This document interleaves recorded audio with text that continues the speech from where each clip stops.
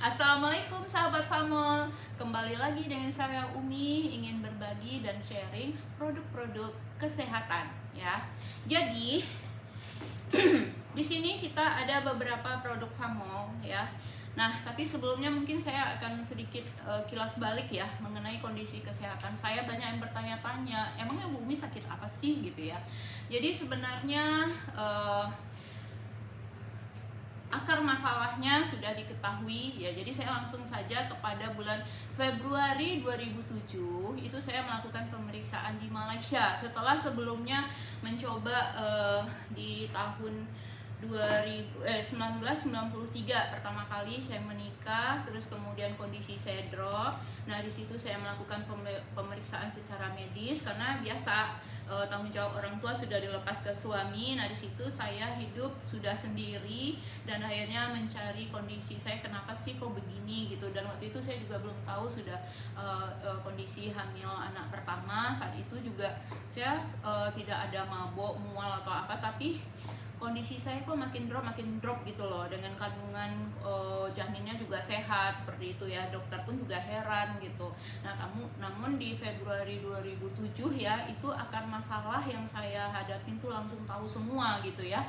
Begitu saya membawa hasil ronsen tulang belakang yang waktu itu diketahui ada skoliosis bengkok ya, ujungnya itu nekan ke perut. Nah, itu kenapa kok perut saya sering sakit. Terus kemudian juga udah skoliosis. Nah, saat itu di MRI, di terapi kok kondisi saya juga makin parah. Nah, akhirnya ada teman yang peduli waktu itu ya, dia sarankan saya untuk ke Malaysia. Kebetulan beliau juga seorang pilot pensiunan yang udah umur 60-an, mau dioperasi, ada saraf kejepit nggak jadi. Akhirnya beliau sarankan saya untuk menemui dokter rekanan dia gitu. Nah, alhamdulillah saya bawa hasil ronsennya, MRI. Nah, di sana Dr. Juan Duplessis ya, beliau itu seorang praktisi ahli di bidang chiropraktor yang menekuni, mendalami penyakit saraf, tulang, dan sendi, dan juga beliau mendalami radiologi. Jadi beliau tidak hanya menekuni satu bidang ilmu saja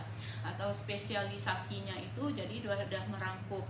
Nah, beliau juga membuka prakteknya saat itu harus bisa buka klinik 1000 pasien, tidak ada yang komplain. Nah, waktu itu saya pertama kali datang sendiri ya waktu itu. Jadi dengan kondisi yang memang waktu itu ini saraf saya sebelah kiri itu memang lemah, saya kidal orangnya.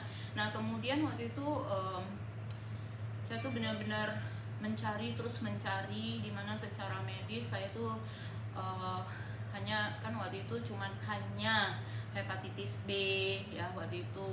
Dan kenapa kok jadi sampai ke mana-mana gitu loh, artinya keluhan saya kok jadi lebih parah dibandingkan orang-orang yang di sekitar saya yang katanya udah lebih parah dari saya. Terus kemudian juga skoliosisnya, bengkoknya parah, bisa pulih, kok saya enggak gitu loh. Udah baru berapa kali terapi, 3-5 kali, waktu itu saya udah nggak sanggup karena kondisi saya makin drop. Nah, saya menemukan jawabannya di tahun 2007 Februari. Syukur alhamdulillah, itu merupakan puncak di mana saya merasa lega gitu ya. Kenapa? Saya dengan ketidaktahuan saya di bidang medis, saya diberitahu penyakit ABCD sampai komplikasi, saya sampai bingung, saya dikasih obat, saya minum, dan terakhir saya baru tahu saya dikasih sanak. Itu sempat membuat saya pikun 7 tahun gitu. Jadi sebenarnya saya waktu itu banyak sih dari anak saya sendiri minta untuk saya ditulis buku atau sharing. Saya nggak sanggup, tapi alhamdulillah nih hari saya akan coba gitu ya sharing. Kebetulan saya juga bersyukur banget dengan produk-produk Famol ini membuat kondisi saya jauh lebih baik dibandingkan sebelumnya. Nah, yang sebelumnya juga sudah membaik hanya 75% gitu. Jadi balik lagi ke bulan Februari 2007 tersebut di Malaysia, di sebuah klinik ya, Dr. Juan Duplessis tersebut menerima saya dengan baik. Kemudian beliau meminta saya untuk menunggu di luar sebentar, di ruang tunggu selama 1 jam saya menunggu. Nah, ternyata beliau menganalisa ya, ada iklan sedikit. Jadi beliau menganalisa dari hasil ronsen dan hasil MRI yang saya bawa dari Indonesia saat itu. Nah, beliau menganalisa dan membaca. Setelah 1 jam saya dipanggil masuk ke ruangan beliau, tanpa saya membicarakan apa sebenarnya yang saya rasakan, beliau sudah bisa membuka semuanya. Subhanallah banget. Nah, saat itu rasa syukur yang tak terhingga, dimana selama ini saya harus mengulang setiap datang ke dokter A, dokter B, spesialis A, spesialis B. Itu kadang membuat saya sangat lelah bertahun-tahun gitu. Hampir puluhan tahun saya mencari tahu dengan ketidaktahuan saya di bidang medis tentang jenis-jenis penyakit yang saya rasakan. Juga kadang ada yang mengatakan saya halu, ada yang menyatakan saya rekayasa, yang mengada-ada. Sebenarnya saya memang merasakan sakit itu ada. Nah, dimana yang si dokter ini waktu ngebuka itu saya lega banget, karena saya nggak perlu menjelaskan apa-apa. Beliau sudah membaca semua dari ronsen saya tersebut dan MRI-nya, dimana di situ beliau katakan dan menunjukkan dengan alat peraga beliau itu ada sedikit, tidak ada sendi di L4 dan L5. Memang secara kedokteran umum ya, menurut beliau itu tidak akan bisa terbaca karena mereka awam, masing-masing kan punya bidangnya masing-masing ya. Baik yang radiologi dia baca hasil radiologi, dioper ke spesialis saraf, dioper ke spesialis tulang, dioper ke spesialis tulang dan sendi, kayak gitu ya. Jadi mereka terpisah-pisah. Nah, itu kata dokternya yang sulit untuk menemukan titik yang ini gitu loh. Nah, sementara dokter John du Plessis ini betul-betul mendalami mulai dari radiologi, mulai yang sarafnya, sendi, tulang, semua yang beliau itu dalamin gitu, termasuk psikologisnya kita, seperti itu. Jadi betul-betul beliau menjelaskan tanpa saya bercerita, dan dia juga tidak bertanya apa yang ibu rasakan, ada keluhan apa, yang biasanya selalu itu yang saya dapatkan pertanyaan bila saya konsultasi ke dokter gitu ya. Nah, ini saya mendapatkan pelayanan yang sangat berbeda, dan di situ saya sangat puas sekali. Alhamdulillah dokter menunjukkan jalan melalui dokter John du Plessis ini. Saya udah nggak penasaran, nggak bertanya-tanya lagi. Kenapa? Karena di situ beliau menyampaikan bahwa kamu bayangkan dengan sedikit ini yang tidak ditemukan gitu loh, dan ini adalah bawaan lahir ya, mau dioperasi pun nggak bisa gitu loh. Jadi ini udah benar-benar licin posisinya. Jadi posisi saat itu sama sekali nggak ngerti yang namanya lumpal apa ya kan, dari sendi itu seperti apa, yang nggak ada sendi. Rupanya itu kan sendi itu kan kayak apa ya, pelumas atau apa, bantalan gitu ya, dari tulang ketemu dengan tulang. Itu dokter itu menunjukkan dengan alat peraga, jadi saya langsung ngerti, nangkap gitu.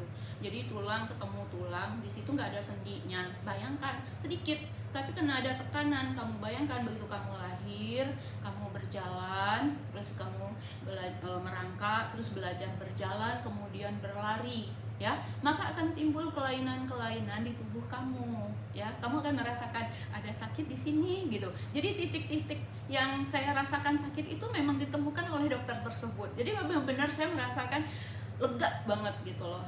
Jadi ada kelainan-kelainan seperti satu, peristaltik tidak normal ya. Jadi itu usus ya, yang berfungsi untuk meremas melumas makanan gitu ya, dan itu yang untuk membuang kotoran kita, BAB kita jadi lancar. Nah, peristaltik saya tidak normal, dan itu memberi jawaban bahwa kenapa saya punya masalah dengan pencernaan sejak kecil, dan saya nggak bisa BAB gitu loh, dan itu bisa bikin sakit kepala ya. Jadi dokter itu langsung menceritakan semuanya gitu. Artinya ada kelainan-kelainan di saraf saya, dan akhirnya kelainan di sebelah kiri saya gitu, termasuk timbullah ada penyempitan pembuluh koroner gitu loh. Jadi pembuluh koroner yang menuju ke jantung, bukan penyebabnya kolesterol ya, tapi karena memang akhirnya terbentuk oleh kegiatan, aktivitas kamu, begitulah dokternya menjelaskan. Nah, kemudian timbullah kelainan-kelainan yang lain. Jadi sebenarnya skoliosis yang ditemukan di Indonesia tersebut itu adalah efeknya ya, akibat dari kelainan di L4 L5 tersebut. Dan itu ya akan berkembang nanti, ada kelainan juga. Nah, di hasil MRI-nya itu ditemukan juga di tulang ekornya saya itu yang katanya normal itu berbentuk seperti ini di bawah, kalau saya malah datar. Nah, akhirnya dokter menyarankan saya untuk tidak boleh duduk di permukaan yang keras atau di bawah.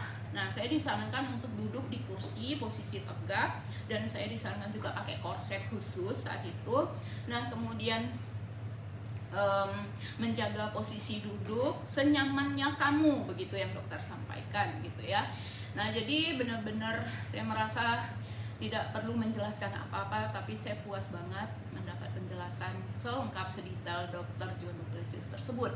Dan akhirnya beliau juga menyampaikan bahwa kedepannya ya, jadi kompensasi dari kelainan di sebelah kiri itu akan ada kelainan di sebelah kanan ya. Jadi sisi kanan saya karena dia menahan, menopang gitu, jadi punya kebiasaan saya kalau duduk suka miring, terus bahu saya kenapa tinggi sebelah, rendah sebelah itu. Nah, terus juga kaki saya kenapa panjang sebelah, kalau diukur sama panjang itu. Jadi benar-benar semua yang kelainan-kelainan yang saya rasakan di tubuh saya ini dan rasa sakit yang saya rasakan, beliau menjelaskan ini A B C D, akhirnya saya benar-benar lega.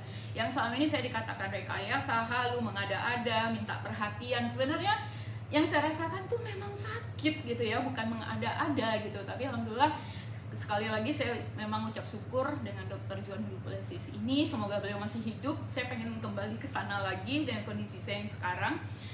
Dan waktu itu juga beliau menjelaskan bahwa nanti efeknya juga akan terjadi ke lutut. Jadi kedua lutut saya itu akan terjadi seperti radang, nyeri sendi ya. Jadi yang benar-benar apa ya, yang saya rasakan itu memang terjadi gitu loh. Jadi di kedua lutut saya itu OA bilateral kronis. Jadi osteoartritis kronis bilateral. Jadi dua-duanya. Makanya itu lama-lama saya juga ya udah, karena udah kejadian itu saya jadi nggak khawatir lagi, karena memang udah diprediksi oleh dokter dengan kelainan saya tersebut akan terjadi seperti itu. Nah, terus pada tahun 2013 tulang ekor saya patah gitu ya. Nah, waktu itu juga dokter mengatakan saya jatuh gitu, dokter di sini. Saya bilang saya nggak jatuh, saya nggak ngapa-ngapain, hanya tidak sengaja saya duduk ke bawah, refleks nolong ada orang tua sakit parah, badannya besar gitu, lagi muntah, saya refleks nolong ya, mau menggantikan pakaiannya yang basah gitu ya, kena kotoran muntahnya itu. Jadi saya bantu ngangkat beliau, refleks saya angkat begini, posisi duduk di lantai. Terus kemudian setelah 2 jam di bawah saya membantu ya beliau itu untuk ngebersihin, istrinya juga waktu itu kondisi lagi uzur juga. Nah, kemudian saya berdua dengan anak saya saat itu membantu. Nah, terus kemudian setelah 2 jam saya mau berdiri nggak bisa gitu. Nah, waktu itu juga saya pikir apa karena memang saya udah kelamaan duduk di bawah, nggak nyangka apa yang terjadi. Waktu itu saya pikir akan pulih, karena sering terjadi seperti itu kalau saya salah posisi duduk atau saya duduk di bawah gitu. Terus sampai akhirnya juga yang penyempitan saya pun kambuh gitu. Jadi saya pikir ya mungkin saya lagi serangan jantung, jadi semuanya sakit, nyeri semuanya, pokoknya nggak bisa diungkapkan dengan kata-kata, sakit semua. Selama 3 bulan saya di tempat tidur. Terus kemudian ada seorang anak angkat saya, terus beliau dia menyarankan saya untuk periksa ke dokter. Saya pikir ini akan segera pulih, tapi nggak pulih-pulih. Udah 3 bulan, akhirnya saya dibawa ke dokter umum, diperiksa, ternyata fraktur. Katanya, dok, fraktur itu apa? Patah. Jadi tulang ekor saya patah. Beliau tuh kaget, ibu jatuh? Enggak gitu loh. Tapi sebenarnya hanya sepele. Saya duduk di lantai dan bantu, mungkin karena ada tekanan berat dari bapak yang saya bantu itu, saya tarik, tertekanlah di tulang ekor saya, begitu aja patahnya gitu ya, sangat sederhana. Nah, saat itu banyak asumsi macam-macam, kalau saya nggak peduli, karena saya waktu itu lebih baik saya fokus dengan apa yang saya rasakan, sakit yang saya rasakan, saya mencari solusinya, terserah whatever orang mau ngomong apa, saya nggak peduli gitu. Dan saya terima kasih banget dengan pembicaraan yang sampai ke saya itu kadang sedih banget gitu. Tapi ya yang saya sedihnya amat disayangkan sekali, tidak ada yang bertanya detailnya bagaimana. Begitu saya menjelaskan, banyak dianggap saya mengada-ada, ya sudah nggak apa-apa. Jadi bagi saya juga percuma untuk menjelaskan, tapi saat ini saya berani rekam video testimoni perjalanan hidup saya, terutama dalam memulihkan kondisi saya yang sampai hari ini alhamdulillah banget.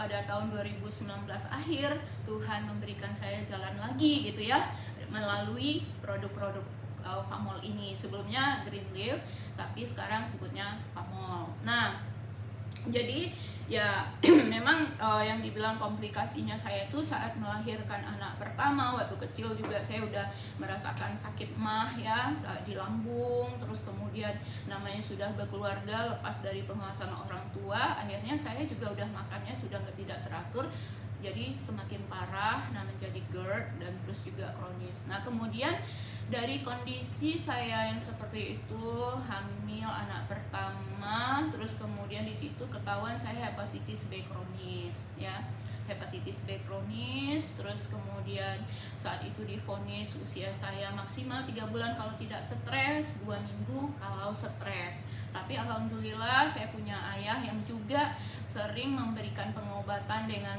herbal ya. Jadi waktu itu saya dibantu dengan nanas putih ditambah dengan gula merah ya. Jadi saya cerita sebelum ke Famol ya gitu ya. Kenapa? Karena akhirnya saya berkiblat kepada produk-produk herbal organik itulah tangkalnya ya. Karena saya minum obat-obatan, kenapa saya berhenti juga ada alasannya. Jadi disinilah saya ingin berbagi. Jadi sebenarnya waktu itu ayah berikan saya nanas putih di blender dengan gula merah, diminum sekenyang-kenyangnya selama 1 bulan. Lalu saya periksa ke dokter lagi, dokternya kaget kenapa antibodi saya mulai ada gitu. Dan ya namanya dokter waktu itu belum open minded juga ya, saya kasih tahu bahwa saya dikasih ini ramuan oleh ayah itu nanas putih dan gula merah, tapi beliau nggak percaya gitu. Tapi ya sudah, nggak apa-apa, yang penting perjalanan hidup saya menjadi pengalaman saya untuk berbagi bagi yang senang dengan holistik atau pengobatan secara alami. Nah kemudian timbullah jadinya virus hepatitis B saya itu carrier gitu loh, carrier. Jadi bisa menularkan melalui darah, dan saya nggak boleh donor darah. Terus juga kalau mau melahirkan harus kasih tahu dokter karena supaya si bayinya segera ditangani dengan diberi vaksin seperti itu. Nah terus kemudian saya juga waktu itu dilarang untuk masak. Kenapa? Karena menghindari risiko kalau tiba-tiba saya sedang motong-motong ada luka ya, insiden nggak sengaja, nah itu bisa menularkan kepada yang lain. Nah makanya waktu itu saya dilarang untuk masak. Nah itu juga salah satu sebenarnya saya hobi masak. Nah di situ juga banyak yang bilang, kok Umi nggak masak sih, suaminya dibiarin sendiri yang segala macam gitu. Nah itu intinya internal kami berdua aja gitu ya. Nah terus kemudian dalam perjalanan sampai saya hamil anak kedua ya, itu hamil anak kedua pada tahun 97. Nah di situ saya mengalami kelumpuhan ya, saya mengalami kelumpuhan selama 2 minggu. Saya melahirkan anak normal, beratnya 5 kilo, itu namanya Abdul Ghafur WD. Nah yang sekarang yang megang service centernya Famol gitu ya. Nah terus kemudian waktu itu saya lumpuh, melahirkan di Jakarta. Dari tahun 97 itu asap-asap ya, jadi evakuasi lah waktu itu dari salah satu perusahaan di Riau. Terus evakuasi melahirkan di Jakarta di salah satu rumah sakit ternama juga. Nah di situ karena saya melahirkan normal, jadi penanganannya ya biasa aja gitu ya, dikira normal. Saya di situ ada ditulis normal gitu ya, tapi susternya heran nih ibu kok nggak bangun-bangun gitu. Akhirnya supaya katanya si alasan untuk memotivasi saya, si bayi nggak dikasih ke saya selama 3 hari. Tujuannya untuk memotivasi saya supaya saya turun dari tempat tidur. Ya namanya saya pengen ketemu anak, siapa sih yang nggak mau, bener nggak?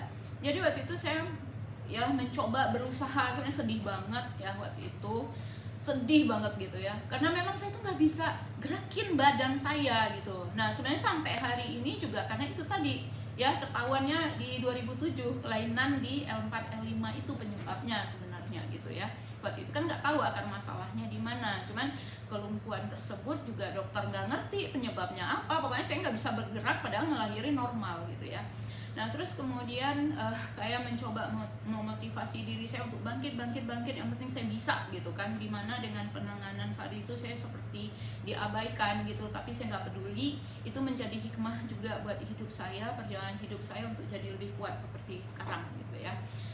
Jadi mengalami kelumpuhan tahun 97 ya, terus 98 ke Amerika, balik ke sini lagi. Nah waktu itu sudah memang waktu di perjalanan di Amerika dan 6 sampai 7 bulan gitu, itu saya juga udah ngalamin di Amerika tuh luar biasa banget gitu ya. Dan Saya memang tipe bukan pengeluh gitu loh.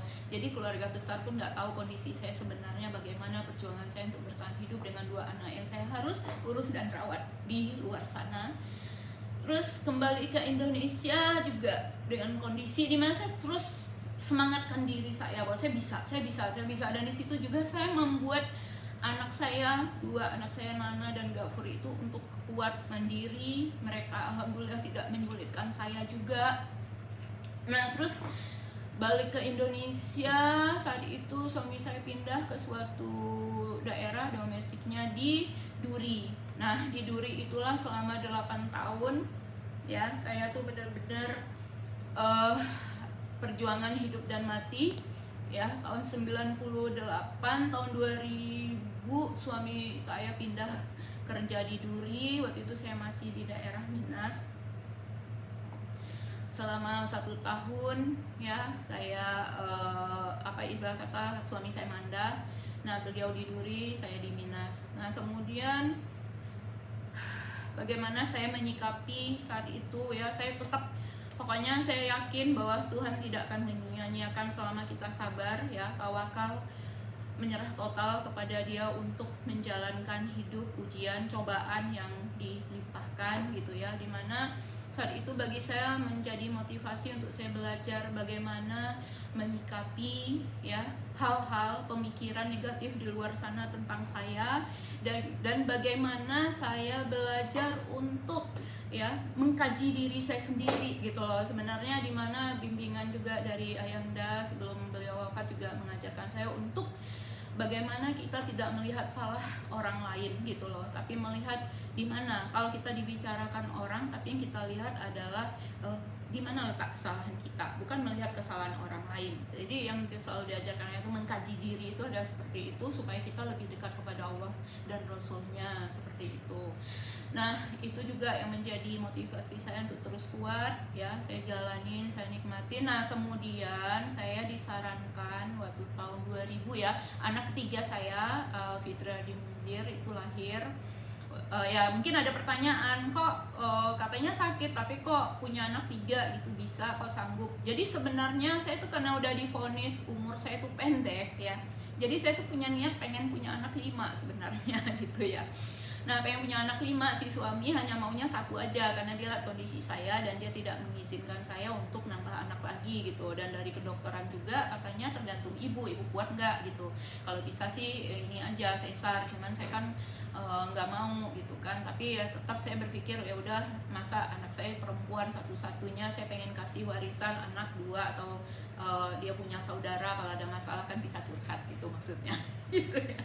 Jadi tahun 2000 itu saya melahirkan anak ketiga, Aldi. Itu posisi saya juga udah nyerah total, tapi subhanallah ada keajaiban tuh, anak keluar ajaib gitu ya, nggak nyusahin juga, kontraksinya juga nggak lama, diinduksi sebentar terus dia keluar. Alhamdulillah tuh di saat saya menyerah total, saya udah nggak tahu lagi rasanya udah mau putus, tapi dia udah keluar aja tuh sendiri tuh anak gitu ya. Alhamdulillah, makasih banget anak ibu Aldi, meringankan banget. Dan itu tentu atas pertolongan Allah dan Rasulnya. Kalau tanpa pertolongannya saya tidak akan sampai hari ini hidup ya gitu. Jadi oke ya, jadi waktu tahun 2000 itu saya merasakan setelah melahirkan itu kok saya demam makin parah. Yang dulunya saya demam, saya dikasih obat. Saya nggak tahu ya obat apa yang dikasih dokter gitu. Karena saya memang tanpa pendamping, saya ke dokter seminggu bisa 2-3 kali ke dokter, disangka saya itu mau ngambil obatnya terus mau saya jual. Ya Allah, bener-bener ya. Jadi waktu itu gimana ya, bagi saya itu sebuah perjalanan yang luar biasa sih ya. Sebenarnya saya juga kadang ngelihat teman-teman ditemani sama suaminya, didampingin sama keluarganya, terus lagi kenapa kak sakit kepala, terus ditemenin, dipijitin, yang saya nahan sampai 2 jam mau ketemu dokter aja, sampai di ruang dokter terus ada masalah apa bu, udah nggak tahu lagi pak dok, dari ujung kaki sampai ujung rambut sakit semua. Terus tiba-tiba dikasih resep, ini bu ambil ke apotek. Saya nggak tahu obat apa yang harus diminum gitu, saya minum nggak taunya tahun 2000 saya minum obat tuh 7 tahun, dan saya mengalami kepikunan dini juga, dan saya nggak tahu ya waktu itu penyebabnya apa, yang penting itu. Nah terus kemudian karena saya demam makin tinggi, terus saya ke dokter kandungan. kandungan, saya dikasih obat dikira infeksi mulut rahim karena pasca melahirkan, terus kemudian dicek dalam normal ya, nggak ada penyakit infeksi. Nah terus kemudian akhirnya saya dikasih obat dan saya nggak tahu waktu itu juga namanya itu sanak ya, saya nggak tahu gitu ya. Saya dikasih obat penenang guys ya, saya nggak tahu ternyata itu sanak itu obat penenang yang bisa bikin tidur, yang bisa bikin kita ketagihan, malah jadi halu loh waktu itu ya. Halu tuh maksud saya tuh kok saya tuh jadi kayak makin pusing, pokoknya bener-bener nggak nyaman gitu. Nah anak saya bayinya umur 2 bulan itu saya sampai ke dokter kandungan terakhir saya datangin, sampai saya akhirnya nekat. Di situ saya bilang, dok tolong periksa benar-benar saya dok, saya tidak mengada-ada, saya tidak mencari-cari penyakit, tapi rasa sakit ini saya udah nggak tahan lagi dok, tolong dok, kalau nggak dok saya keluar dari perusahaan ini dok, dari rumah sakit ini saya cari di luar, kalau ketahuan penyakit saya apa, rumah sakit ini saya bom.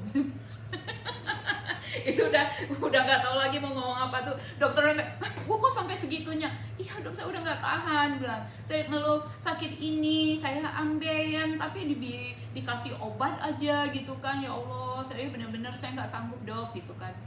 Udah cukup dok, saya berusaha. Akhirnya sama dokter itu, dan beliau dokter kandungan, sebenarnya tidak ada wewenang beliau itu untuk menyampaikan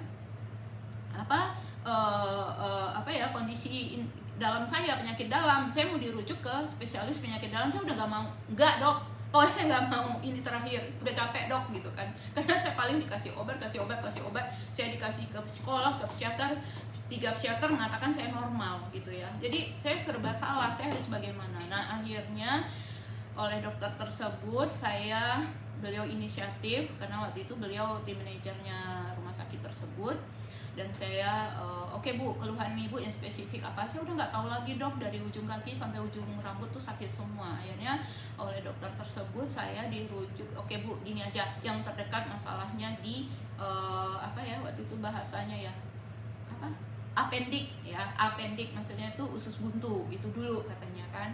Nah akhirnya saya diperiksa lah yang usus buntunya di USG ya waktu itu, dan hari pertama nggak ditemukan ya, nggak ditemukan. Loh kenapa nggak bisa kelihatan nih usus buntunya di mana gitu loh. Nah terus di hari ketiga dicoba lagi, dikasih apalah yang untuk transparansi di dalam perut tuh, diminum lagi, dicoba lagi hari kedua nggak juga, hari ketiga baru ditemukan ternyata usus buntu akut nempel di tulang belakang guys. Ya Allah ya, bener-bener deh. Jadi itu bener-bener, ya Allah, saya tuh bener-bener bersyukur ya ketemu. Tapi di sisi lain, ya Allah, belasan tahun aku ngerasain sakitnya, ya Allah, anakku udah gede-gede gitu kan. Dan saya tiba-tiba yang tadinya dicuekin ya, jalan pun terserah deh, mau jalan kaki, mau apa, pusing, mau pingsan terserah. Padahal saya udah bilang, dok saya udah mau pingsan nih dok, tapi dokter nggak kasih bantuan. Begitu udah tahu kronis langsung pakai kursi roda bu, ini bahaya nanti bisa pecah. Ya Allah, sampai akhirnya tuh saya benar-benar ya Allah, ini gimana, nggak tahu, pokoknya perjalanan saya seperti itu ya. Nah akhirnya hari itu juga saya disarankan untuk operasi usus buntu segera gitu ya, usus buntu segera gitu ya. Nah akhirnya saya bilang gini, dok saya udah lama nih ngerasain sakit seperti ini dok, kan berarti kan udah lama ya dok ya, saya udah sering datang, itu biasa aja diabaikan kondisi saya seperti ini. Hari ini saya disuruh segera, saya punya bayi dok ya, saya punya bayi dok yang harus saya susuin, saya masih nyusu, dia masih nyusu badan, saya izin kasih saya waktu, saya akan atur dulu posisi si bayi saya ini aman dulu, baru saya datang, saya siap saya datang gitu. Singkat cerita, sebulan saya mempersiapkan, kebetulan kakak ipar saya baru melahirkan, anaknya umur 6 bulan, atas saran orang tua saya untuk titipkan bayinya ke kakak ipar saya tersebut, dan beliau berkenan. Nah disitulah saya baru merasa lega. Jadi saya operasi usus buntu. Nah terjadi lagi waktu usus buntu operasi, harusnya kan normal ya guys. Nah itu waktu itu di bius lokal, tapi dokternya nanya gimana bu, sakit? Waktu dibelah gitu sakit terasa gitu kan. Terus wah ini yang nggak saya inginkan. Terus saya ingat tuh dokternya ngomong, karena kan waktu itu kan ditutup kayak ada kain gitu ya penghalangnya gitu. Nah terus dokternya bilang udah bius total. Akhirnya saya di bius total, bluk hilang. Terus pagi dioperasi, sadarnya jam 6 sore gitu. Saya masih ingat waktu itu saya ditepuk-tepuk sama suami, tapi saya nggak bisa buka mata saat itu, cuman bisa gitu. Terus saya nggak bisa buka mata, masih merasakan kayak nggak ada rasa apa-apa ya gitu saat itu. Tapi begitu malam ya, jadi efek biusnya sudah mulai berkurang. Di situ saya mulai merasakan sakit yang luar biasa. Saking sakitnya itu saya mengalami kelumpuhan dan saya nggak bisa bergerak sama sekali. Dan di situ juga dokter memberikan bukan dokter sih, suster ya waktu itu berusaha untuk membangunkan saya karena saya harus gerak kan, karena operasinya normal ya. Terus kemudian usus buntu harusnya kan saya harus bergerak supaya tidak infeksi, begitu alasannya kan. Nah tapi saya tuh nggak bisa bangun gitu, mata saya terpejam, saya nggak bisa buka mata, saya paksakan juga nggak bisa. Terus kemudian itu saya mendengarlah omongan-omongan yang nggak sedap dari suster. Kesimpulannya seperti apa itu benar-benar, ya Allah, itu benar-benar menguji iman banget. Sedih sebenarnya. Jadi memang pengalaman medis saya sebenarnya negatif ya, nggak baik banget gitu loh. Karena untungnya saya berusaha untuk kuat. Jadi berusaha untuk kuat. Nah terus kemudian pada saatnya itu saya gimana ya, saya berusaha untuk memaafkan, saya berusaha untuk mengerti, saya berusaha untuk memahami lingkungan di sekitar saya dengan pola pikir mereka yang, waduh maaf deh, rasanya kadang kalau secara normalnya itu nggak bisa dimaafkan, tapi subhanallah sih saya diberi kekuatan untuk belajar memaafkan gitu ya. Nah itu yang saya syukuri, saya masih bisa didampingin oleh orang tua yang bijaksana, yang masih mau membimbing saya untuk coba berpikir berpikir di luar kebiasaan orang tua, thinking out of the box gitu ya. Jadi saya berusaha memaafkan, saya berusaha untuk tidak membenci seperti itu. Nah itu juga untuk melatih kedekatan diri kita kepada Tuhan. Seperti itu juga saya dibimbing oleh orang tua gitu. Makanya saya bisa kuat sampai hari ini. Nah kemudian juga waktu itu saya nggak bisa bangun. Saya mencoba buka mata tapi keluar air mata karena saking sakitnya. Terus di hari ketiga, jadi saya operasi itu saya ingat banget tuh 10 April tahun 2000. Kenapa? Itu di hari ulang tahun pernikahan kami gitu ya. Jadi saat itu hari Jumat, terus Sabtu, Minggu. Nah di hari Senin pagi jam 8 dokter visit ya, dokter yang spesialis bedah datang dan beliau menanyakan, itu saya ingat persis tuh jam 8 pagi. Beliau bilang, Bu bangun Bu. Saya mencoba buka mata, terus air mata saya ngalir. Loh kok Ibu nangis, kata dokternya. Terus saya nggak bisa ngomong tuh, buka mulut tuh susah banget. Nah terus dokternya bilang, Bu, kata susternya Ibu tuh udah 3 hari nggak turun-turun dari tempat tidur gitu, Ibu harusnya gerak supaya nggak infeksi. Saya gitu berusaha untuk mengeluarkan suara tapi nggak sanggup. Kenapa Bu? Tanya. Bu, coba ya saya bantu ya, Ibu bisa bangun. Saya cuma bisa ngelihat dokternya aja dengan air mata terus ngalir. Ibu kok ditanya nangis gitu. Tapi saya nggak bisa ngomong gitu ya intinya. Akhirnya dokter bilang, oke Bu, gini aja, saya bantu ya. Ibu angkat tangannya bisa? Saya angkat tangan. Posisi saya kan terlentang, angkat tangan gini. Oke Bu, saya bantu ya. Saya gini. Terus dokternya ditahan sama dokter tangan saya, terus gitu. Udah nggak sanggup, terus akhirnya dokternya lepas. Oke, ECG, dan saya nggak tahu istilah ECG itu apa. Saya tahu EKG apa ya gitu waktu itu. ECG itu apa? ECG gitu. Panik, pada semua panik. Terus dipasangin alat segala macem. Terus tiba-tiba singkat cerita, saya nggak ngerti ya diapain, saya nggak ngerti. Pokoknya dipasang alat-alat. Terus akhirnya susternya bilang, Bu, aduh Bu, ya Allah Bu, Ibu beruntung, bersyukur banget Ibu masih hidup. Udah mati saya, kurang ajar. Tapi saya di luar saya bilang, kenapa begitu Sus? Kata susternya, Bu, Ibu ischemic. Harusnya Bu kalau ada operasi kayak gitu Bu, banyak orang nggak ini Bu bisa lewat. Udah mati saya, kurang ajar. Saya cuma bisa, astagfirullahaladzim, ya Allah, ampuni saya. Dan terima kasih saya masih diberi kesempatan hidup gitu ya. Nah saat itu juga di samping rasa syukur, rasa kesal sama ini suster-suster udah ngomongnya macam-macam tentang saya pejam mata tapi saya dengar mereka ngomong apa yang negatif. Nah akhirnya ya saya dikasih terapi apa waktu itu, Baraklot mah antivirus ya, bukan Baraklot, apa sih namanya saya kok sampai lupa, pokoknya untuk jantung waktu itu. Jadi saya itu iskemik itu apa saya juga nggak ngerti kan. Jadi karena nggak tahan di rumah sakit dengan pelayanan yang seadanya, terus saya juga dengan kondisi saya sebenarnya saya butuh dukungan bantal segala macam, perlu ada yang jagain, yang ngusap-ngusap punggung saya segala macam gitu kan. Sementara untuk masuk ruangan dibatasi orang-orangnya untuk jaga saya. Akhirnya saya bilang ke dokter saya mau pulang, saya pengen di rumah aja rawat jalan. Akhirnya pulang dengan kondisi saya masih lemah waktu itu, karena saya merasakan minum obat kok tambah sakit ya gitu. Dan memang dari dulu seperti itu, saya berapa tahun saya minum obat kok tambah sakit, bukannya tambah membaik gitu ya. Akhirnya walhasil saya pulang, begitu pulang ke rumah istirahat dan ada orang tua yang nelfon suami saya, gimana Zul kondisi Umi gitu. Ya baik om. Nah kebetulan ini omnya suami saya gitu. Baik om, beliau dokter spesialis jantung gitu. Baik om. Terus apa kesimpulan dari dokter? Oh iya dong, iya om nggak apa-apa, cuman iskemik aja. Gitu, jangan main-main, iskemik itu bahaya, itu bisa anfal jantungnya.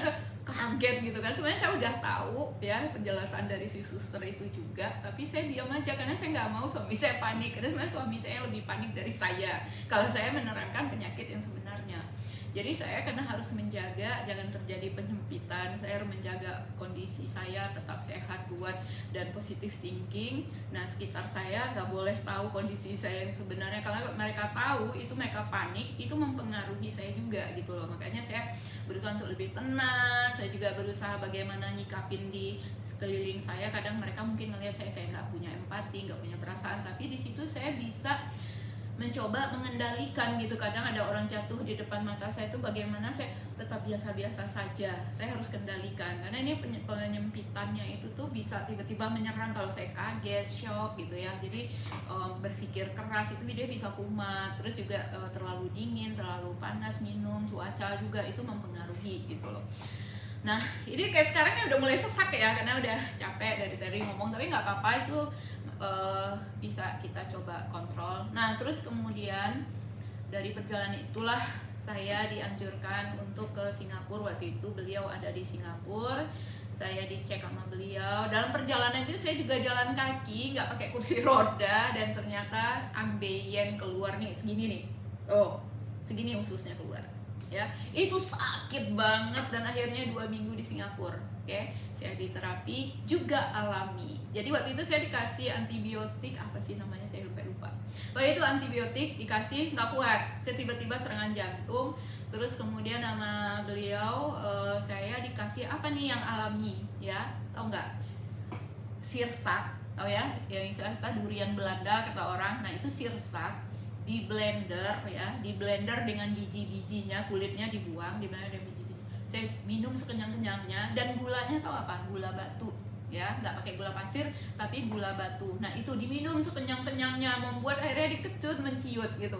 Dan tambahan mana ya, ada waktu itu produk perusahaan lain sebelum Pamol ini, itu namanya ada aloe vera ya, namanya waktu itu skin relief gel, itu dioleskan di dubur itu, di usus yang ususnya yang keluar dioleskan, perih banget, didorong pakai jempol.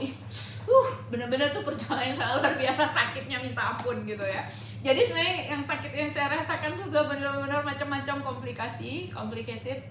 Kalau banyak orang bertanya cerita apa ABCD, saya pasti panjang ceritanya gitu ya. Makanya sesi video ini memang saya khususkan untuk berbagi ya, sampai nanti saya akan menemukan nih produk terakhir nih ya. Mudah-mudahan inilah yang terakhir, nggak ada lagi yang lain gitu. Alhamdulillah gitu ya, karena sebelumnya saya udah pakai berbagai produk. Tapi sebelum situ, nah jadi setelah kondisi saya udah mulai membaik dari ambeien, saya udah bisa jalan pulang balik ke Indonesia. Di situ saya ditelepon oleh om saya tersebut untuk melakukan pemeriksaan ke Jakarta. Waktu itu spesialis penyakit jantung Profesor Dr. Asikin Hanafiah.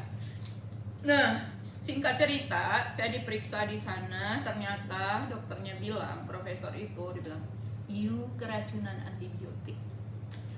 Gimana sih you diperiksa, gimana sih dokter di sana melayani kamu gitu loh. Jadi gitu ya. Dan tapi intinya saya nggak usah sebut lah ya apa yang disampaikan oleh profesor tersebut, tapi itu mengubah paradigma saya bahwa itu saya hanya disarankan oleh profesor tersebut, you kalau mau berobat carilah dokter yang benar ya. Ya, artinya bagaimana you itu ke dokter tidak bertanya langsung, tapi beliau langsung memberikan surat untuk ke labor. Jadi periksa ya, dia nggak ngasih langsung obat gitu, nggak langsung kasih diagnosa. Jadi langsung periksa darah rutin, terus kemudian dari situ bisa disimpulkan.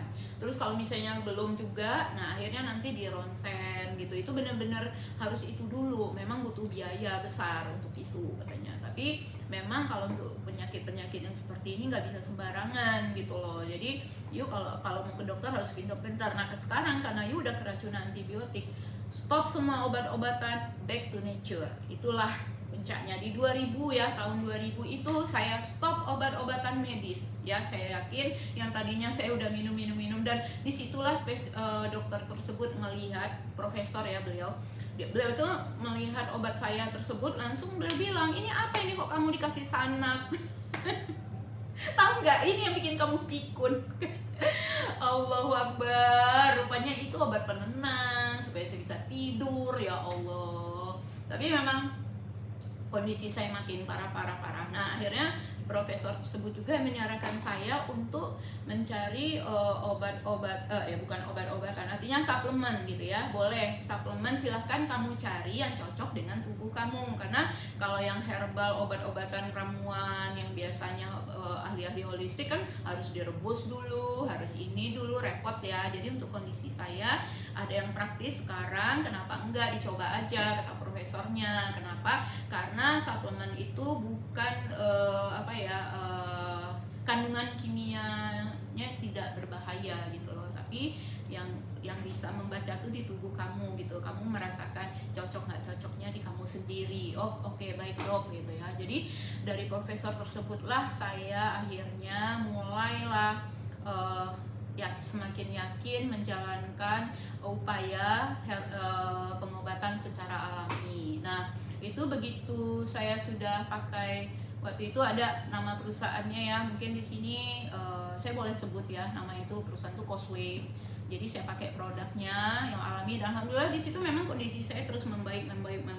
Walaupun ini ya prosesnya butuh waktu, karena waktu itu kebetulan yang ngajak saya itu seorang spesialis holistik juga. Beliau bilang kalau yang namanya obat itu kan mematikan gejala, tidak menyembuhkan akar masalahnya. Nah dengan kita terapi herbal itu holistik, dia butuh proses ya. Jadi ada yang efek tindak balasnya kuat. Wah itu 3 tahun saya menjalani hidup dan mati, luar biasa banget. Sampai saya juga mengalami mati suri berkali-kali. Nah itu saya akan sharing mati suri berkali-kali, itu ada sesi khusus, nanti kita akan videokan juga. Nah kali ini juga saya memberi pengalaman saya tentang bagaimana akhirnya saya memakai produk-produk si Famol ini ya, tadinya disebut Green Leaf. Jadi saya udah pakai Cosway produk, terus alhamdulillah membaik. Ya ini salah satunya kalung yang saya pakai ini ya, batu germanium nih, masih ada sampai sekarang udah 12 tahun. Jadi itu juga membantu menguatkan saya untuk terus berusaha. Saya konsumsi yang herbal karena saya merasakan ada kemajuan kesehatan di tubuh saya, walaupun sedikit tapi ada gitu loh, progres untuk menuju kebaikan, pemulihan. Nah sampai Cosway ini nggak muncul lagi tahun 2013, 2011 ada jus Vivente namanya, yang mungkin ada lihat di Instagram saya, jus Vivente saya konsumsi juga, alhamdulillah meningkat lagi kondisi saya. Jadi apapun yang orang tawarkan tentang suplemen saya coba, tapi saya pelajari dulu produk knowledge-nya. Saya akan melihat produknya, harganya bagaimana, make sense nggak gitu loh. Makanya saya ada konsep konsumen cerdas plus ya, bisnis konsumen cerdas plus, bagaimana kita memilih produk yang berkualitas tinggi, terus kemudian ramah lingkungan, aman nyaman dipakai, terus pertimbangan kedua harganya juga harus lebih murah, terus kemudian yang ketiga promosinya gimana ya, ada diskon nggak, kalau bisa dapat gratis, terus kemudian tempatnya gampang nggak kita menjangkaunya, terus perusahaannya bagaimana, terus kemudian disitulah ada pengembangan bagaimana saya bisa beli produk ini gratis gitu, karena saya butuh banyak kan, jadi akhirnya ada sistem dengan network marketing, pemasaran berjaringan. Nah itu yang membuat saya mengembangkan sistemnya gitu. Nah terus ya dalam perjalanan yang namanya perusahaan besar itu tentu ada jatuh bangunnya ya, tentu ada naik turunnya. Nah di situ tiba-tiba Cosway udah nggak masuk lagi ke Indonesia, saya rutin konsumsi VVNT, alhamdulillah membantu yang lain-lainnya, karena sebelumnya suplemen itu saya dengan dosis tinggi terus lama-lama turun-turun, bukan dari kecil ke naik, tapi dari rutin jadi nggak rutin seperti itu, karena kondisi udah lumayan membaik. Nah kemudian pada tahun 2019 akhir fix produk Cosway nggak masuk ke Indonesia, akhirnya saya mendapatkan jawaban. Itu sempat saya menangis ya, karena ini produk kebutuhan rumah tangga yang alami, yang saya butuhkan, dimana setelah saya mengalami detox selama 3 tahun itu, di situ tubuh saya bisa ngebaca, oh ternyata ini loh penyebab saya pusing, oh ternyata ini loh yang menyebabkan saya mual gitu loh. Jadi udah bisa ngebaca, ya, maksudnya pusing mual karena penyakit, juga pusing mual karena terhirup kimia berbahaya dari produk-produk rumah tangga yang kita pakai gitu loh. Nah akhirnya alhamdulillah saya dapat pengganti, singkat ceritanya produk-produk Famol ini ya, yang di belakang saya ini. Nah ini khusus yang produk kesehatan ya, makanan, minuman kesehatan yang saya pakai konsumsi gitu ya. Contohnya nih, oke ya, saya masuk ke Famol. Alhamdulillah banget, ini rasa syukur saya ingin berbagi. Nah ini udah dari tadi ngoceh-ngoceh ya kan, aus juga. Nah biasanya saya minum ini pakai air yang dari ini botol tumbler ini ya, jadi dia ada penyaring nih untuk mengubah air biasa menjadi beralkali. Rasanya seperti air gunung, dan ini saya selalu bawa kemana-mana. Nah terus kemudian ini kalau untuk minum air putihnya. Nah terus juga ini krill oil, ini bagus banget ya.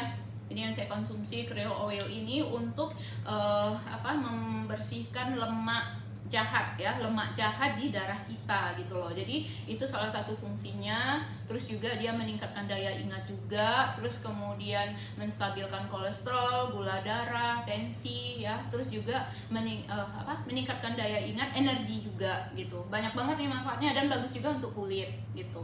Dan juga BAB jadi lancar. Ini banyak banget orang yang punya varises. Jadi kalau untuk testimoni nanti kita sharing ya per produk ya, tapi ini yang saya pakai ini memang nolong banget, alhamdulillah. Jadi kalau saya terjadi kayak serangan jantung tuh nggak nyaman nih, saya minum 2 soft gel. Nah dia seperti ini nih, 2 soft gel langsung, atau makannya lagi nggak sehat kayak ada santannya nih saya minum gitu ya. Nah terus kemudian ini yang luar biasa, saya bilang serum ajaib multi manfaat. Ini cuma pakainya begini aja loh ini ya, dan ini memperbaiki kondisi kesehatan kita melalui sel DNA ya. Jadi dia memperbaiki melalui sel DNA. Nah cara pemakaiannya hanya seperti ini, dibagi. Itu yang rutin ya, di sini lipatan tangan, sama di sini, sama di belakang telinga gitu. Nah saya juga mengalami vertigo itu kan karena oksigen ke otak nggak lancar gitu ya. Jadi ini lumayan bisa membantu. Jadi kalau untuk detail per produk saya bisa jelasin nanti apa aja sih manfaat yang saya rasakan. Cuma ini secara global saya jelaskan dulu gitu ya. Nah ini juga saya sampai bilang ini serum ajaib multi manfaat karena saya vertigo pun terbantu dengan ini. Alhamdulillah sampai hari ini vertigo udah nggak kambuh lagi, udah setahun loh, alhamdulillah. Tepuk tangan dong. Terus kemudian ini dia ada yang versi jumbo dan mininya, ini untuk mempermudah ya. Nah ini terus banyak deh testimoninya, nanti kita sharing di link YouTube kita ya, ikutin terus ya, stay tune ya. Terus kemudian Ini jus pengganti yang saya rasakan waktu itu Vivente udah nggak keluar lagi ya, yang rasanya enak segar. Ini yang lebih menyerupai rasanya dan khasiatnya juga luar biasa. Nah ini saya cukup konsumsi ini ya malam hari, itu biasanya 2 sendok makan atau 1 sloki. Kadang kalau saya pengen lebih, saya minum aja lebih kalau dapat produknya gratis guys. Ini enak. Rasanya enak banget. Ini lagi perut kosong, enak, ininya segar. Nah ini ya pengganti yang Vivente itu. Kemudian saya punya masalah pencernaan, udah GERD ya, saya udah GERD. Nah terus kemudian saya dapat solusinya lagi. Ini ada probiotik ya. Probiotik ini mengandung Lactobacillus johnsoni, fermented soybean, Korean patent free probiotik, Bacillus coagulans, patent corn source soluble fiber. Ini nanti detailnya kita akan share ya di link YouTube-nya kita. Nah, yang penting ini saya secara globalnya aja. Ini untuk membantu menjaga kesehatan ini kita, menjaga dan memperbaiki kesehatan lambung karena masalah di GERD. Saya pengen lihat ini seperti apa. Kalau dicampur, dia kayak gini. Nah, ini ya ide dari saya dan adik saya. Kebetulan kami ribet ya, kalau hanya minum segelas, 2 gelas, 3 gelas gitu ya sekaligus. Akhirnya kami gabung. Ini rasanya kayak soybean gitu, tapi ringan, gak ada susunya, segar.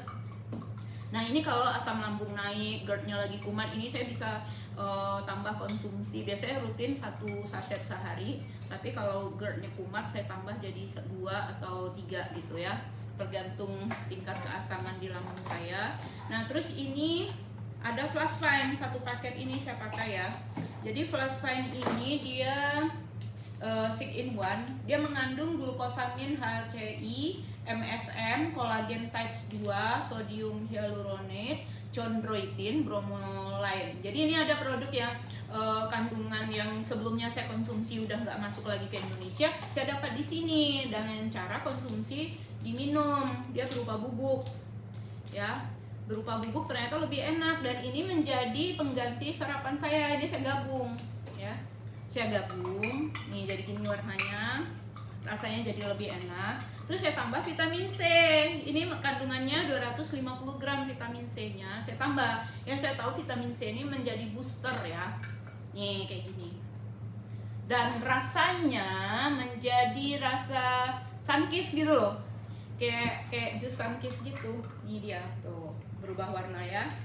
Nah, ini ada multivitamin nih kalau kondisi kita butuh untuk apa kegiatan lebih ini lagi, terus lelah capek, saya minum multivitamin. Ini belakangan saya pakai kalau udah bila perlu ya gitu. Nah terus apalagi, nah di sini juga ada kopi nih yang menjadi sarapan saya dan juga menjadi solusi kalau misalnya lagi ada Zoom meeting atau lagi ada wiridan pengajian via Zoom, saya ngantuk nih, berat nih, pakai ini kopi saset. Dan ini dia tidak menggunakan gula buatan, tapi dia pakai pemanis buatan, tapi dia pakai daun stevia. Nah apa itu daun stevia? Pasti udah pada tahu deh ya kan. Yang nggak tahu bisa searching di Google, ada di YouTube banyak. Jadi stevia ini pengganti gula pemanis untuk orang-orang yang diet, masalah penyakit kronis, ini aman dikonsumsi. Jadi ini kopi sehat guys ya. Jadi mau sehat alami. Ini sambil menunggu ya. Nah terus juga ini kalau saya ada lagi masalah haid, gugut, sakit kepala, pusing, mual dalam perjalanan jauh, jadi ini saya pakai rose black tea. Nah ini nolong banget, testimoninya juga banyak sekali ya. Nah terus kemudian ini jasmine green tea, lebih kurang sama. Jadi dia ini juga anti kanker ya Vin ya. Oke ya, ini saya nanya admin nih paling jago kalau ngejelasin. Saya taunya wah bener nih Vin, bagus ya. Ini rose black tea saya coba pakai, ternyata memang khasiatnya saya rasakan gitu. Nah terus kemudian ini sambil menunggu larut ya, ini Predon food pad ini jadi herbal, maaf sendawa habis minum, herbal sleeping food pad ya. Ini ditaruh di bawah kaki gitu. Jadi ini murah banget loh guys harganya ya. Kepoin tuh nanti adminnya ya, saya nggak usah sebut di sini. Murah banget. dibandingkan sama produk-produk yang biasa sebelumnya dulu saya pernah pakai. Ini satu pasangnya hanya 9.000 gitu, enak banget loh makanya. Caranya dibuka ya. Jadi ini bener-bener yang kayak salon pas gitu. Nah terus ini kalau sulit tidur dan juga ada kantong mata ya, berat gitu, matanya susah, jadi kita ada ini nih untuk terapi mata nih. Ada ini dalamnya ya. Ini kalau dibuka dia seperti ini, kayak gini. Untuk terapi mata ya. Ini wah banyak banget ya yang Umi pakai. Nggak semuanya saya langsung konsumsi, yang pasti rutin ini kopi sama ini set ini bila perlu, ini malam hari, ini malam dan bila perlu. Terus juga ini sekarang bila perlu ya, udah nggak rutin lagi. Terus ini satu lagi stem cell ya. Jadi stem cell ini taruh di bawah lidah ya. Ini juga kalau yang ini nih menjadi kombinasi yang hebat bagi saya nih. Jadi serum ini ya memperbaiki dari sel DNA. Kalau yang ini stem cell ini memperbaiki dari induk sel ya. Jadi kombinasi yang sangat luar biasa komplitnya gitu. Dan rasanya sangat enak, dan ini juga memperbaiki kulit kita. Jadi bagus banget untuk anti aging nih rangkaian seperti ini. Nah ini caranya ditaruh di bawah lidah, enak banget rasanya. Apa ya, dia stem cell apel, anggur, blackcurrant dan peptide ikan ya, Kevin ya. Oke silakan. Oh ya ini ada yang tinggal nih, satu lagi nih, barley green. Jadi barley green ini untuk mereka yang diet ya, di pagi hari kayak saya kan GERD ya, nggak bisa sarapan pagi sembarangan. Nah biasanya saya minum ini 5 tablet, enak nih. Jadi dia dari gandum ya, dari sari gandum. Oke, nah itu juga bagus banget, makanan beralkali ya. Jadi nanti itu ikutin aja ya, detailnya kita akan share nanti per produk. Oke. Nah ini stem cell saya taruh di bawah lidah, itu biasanya pagi dan malam ya. Kalau ini bisa memperbaiki kulit saya juga loh, karena saya dipapar matahari gitu ya, di bawah matahari langsung itu sampai keriput sempat ya, dan warnanya juga belang, lihat ya, belang ya. Oke, saya coba dulu nih, muka pun juga sempat menghitam tapi langsung cerah lagi ya, Vin, kelihatan ya.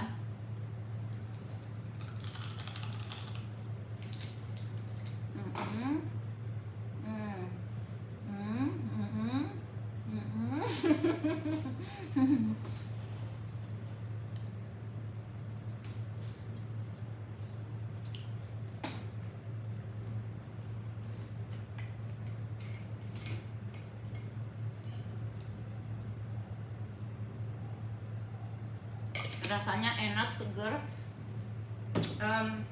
Dia bekerja di sublingual kita, di bawah lidah, langsung ke sel induk, jadi tidak melalui pencernaan ya.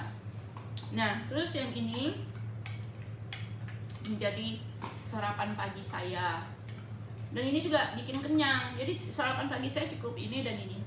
Paling kalau untuk kopi saya tambahin biskuit dan itu pun, atau roti gandum ya, itu yang bagus untuk sarapan pagi gitu. Sangat aman di lambung, apalagi untuk masalah lambung seperti saya ini bahaya kalau kadang kalau makan lontong berat dikit itu langsung lemes ya. Rasa jeruk nipis. Dan satu lagi ada yang ketinggalan, mana ya?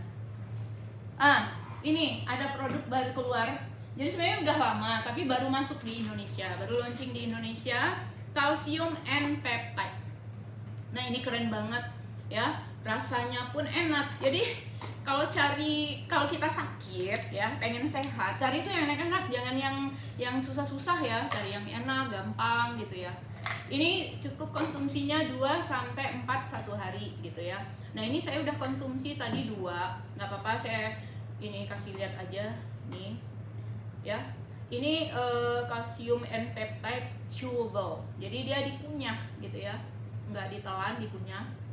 Enak, rasa susu. Jadi kalau bisa ngebayangin tuh kayak susu permen susu yang rabbit gitu loh, yang putih, jadi itu rasanya enak. Kan segar banget. Ngiler ya. Yang nonton pada ngiler ya. Jadi alhamdulillah dengan segala yang Allah berikan jalan terbaik bagi saya, dan juga harapan saya besar sekali untuk teman-teman keluarga besar semuanya ini menjadi solusi ya untuk masalah kesehatan. Silahkan. Jadi kalau untuk penyakit jangan dicoba-coba ya, pelajari dulu produk knowledge-nya, lihat dulu keseriusan perusahaannya. Kadang ya produk itu menjadi kedok, nah itu hati-hati ya kawan-kawan gitu loh. Nah banyak orang yang kena, kadang berpikir ya saya nawarin produk, aduh produk Umi mahal, padahal maaf ngomong ya produk saya ini terjangkau, bisa dibanding dengan produk di luar sana. Saya bukan tipe orang yang ada produk orang bilang bagus saya beli, enggak. Saya pelajari dulu produk knowledge-nya bagaimana, perusahaannya bagaimana. Saya cicip, saya coba dulu sedikit, ternyata nggak nyaman di tubuh, stop, saya nggak mau. Saya bicara ini karena memang cocok, bagus, bukan coba-coba ya. Jadi benar-benar saya pelajari untuk kondisi kesehatan saya butuh apa tidak. Nah buat teman-teman dan saudara-saudara saya juga itu yang udah pakai, karena ngelihat testimoni saya sendiri ada perubahan, mereka pakai ya. Cuman kadang kami sharing dikira kami promosi jual barang gitu loh, maaf ya. Jadi sebenarnya kami ingin memperjuangkan apa ya, ibarat kata seperti dutanya Famol ya, untuk menyampaikan kepada masyarakat luas bahwa produk ini benar-benar murah gitu ya, terjangkau banget. Apalagi ada sistem profitnya. Nah ingin tahu bagaimana sih sistem profitnya itu ya, ada maaf sendawa.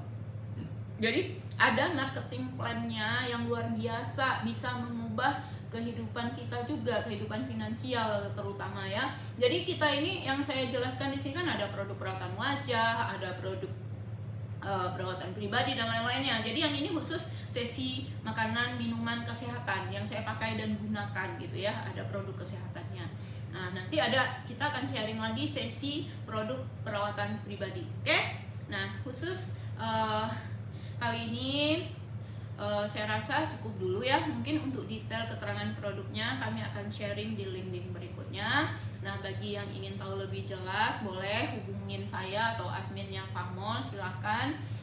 Terima kasih banyak teman-teman, saudara-saudara berkenan untuk mengikuti video kali ini. Jangan lupa like, subscribe, and share. Oke? Assalamualaikum. Sebelum ya sekali lagi saya lupa, mohon maaf lahir batin jika ada kesalahan, kehilafan dalam cara saya menyampaikan, mungkin ada yang tidak berkenan, saya mohon maaf lahir dan batin. Semoga apa-apa yang saya sampaikan di sini bisa bermanfaat bagi orang banyak. Wabillahi taufiq wal hidayah. Assalamualaikum warahmatullahi wabarakatuh.